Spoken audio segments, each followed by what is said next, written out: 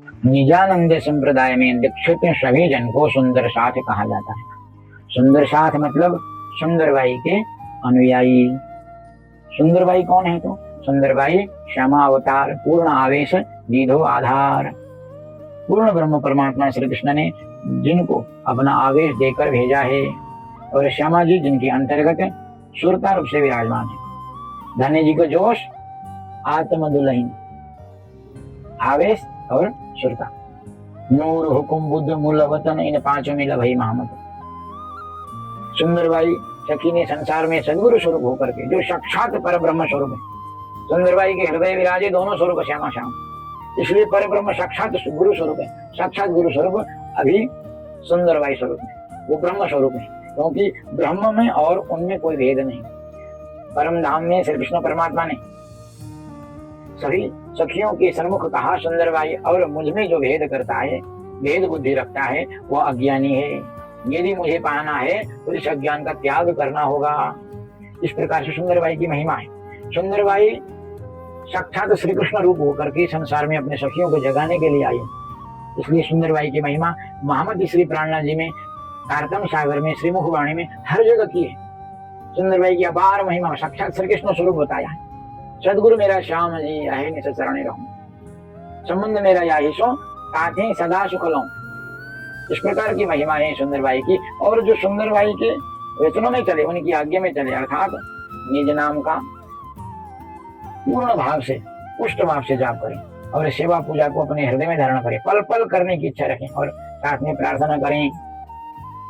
प्रार्थना जरूरी है, क्योंकि जब हम प्रार्थना करते हैं, प्रार्थना करते करते सारे हृदय की जो मयपना है खत्म हो जाते हैं, सारे विकार खत्म हो जाते हैं। जो मयपना है, मेरे द्वारा मयपना और मेरे संसार के साथ में मेरा संबंध, मेरे संबंध, ये सारे खत्म होकर केवल अनादि अविनाशी संबंध रह जाता है। इसलिए उनके एक एक वचन को विचार करना चाहिए, और अपने में धारण करने की इच्छा रखते हुए प्रार्थना करनी चाहिए और प्रयत्न करने चाहिए, क्योंकि उनको पाने की इच्छा पार लगाने वाली है, और अनित्य संसार की, अनित्य शरीर में रहकर अनित्य विषयों की इच्छा डुबाने वाली, अनेक जन्म जन्मांतर में यात्रा कराने वाली है। और सुंदरबाई के विषय में करुणा सखी कहती हैं, श्री देवचंद्र जी के हृदय विराजे दोनों स्वरूप श्यामा श्याम।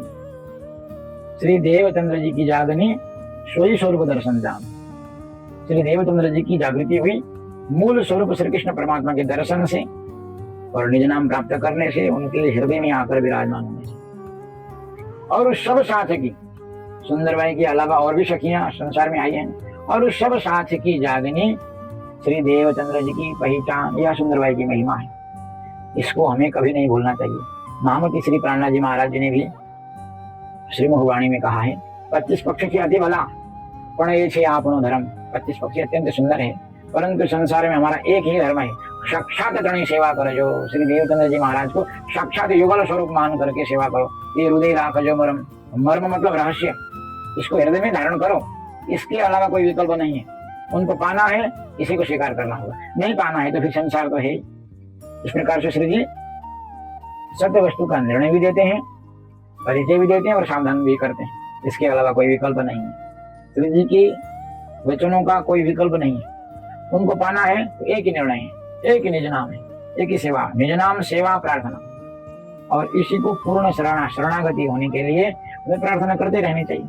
जैसे द्रौपदी ने कई बार प्रार्थना किया था श्री कृष्ण, जब उनको ऐसी आपत्ति आई, उन्होंने देखा कोई नहीं है मेरा, तब असली प्रार्थना तब हृदय से फूट करके निकलती है। इसी प्रकार से हम भी प्रार्थना तो करते हैं ये सदगुरु जी, परंतु एक मन प्रार्थना कर रहा होता है, दूसरा मन बोल रहा होता है, देखो मैं प्रार्थना करता हूँ, परंतु जिस दिन कोई नहीं दिखेंगे हमारे लिए, बस केवल आप ही, तब असली प्रार्थना निकलेगी, तब काम पूरा हो जाएगा। तुम आए सब आइया, दुख गया सब दूर। कृष्ण कन्हैया लाल की जय। प्रणाम।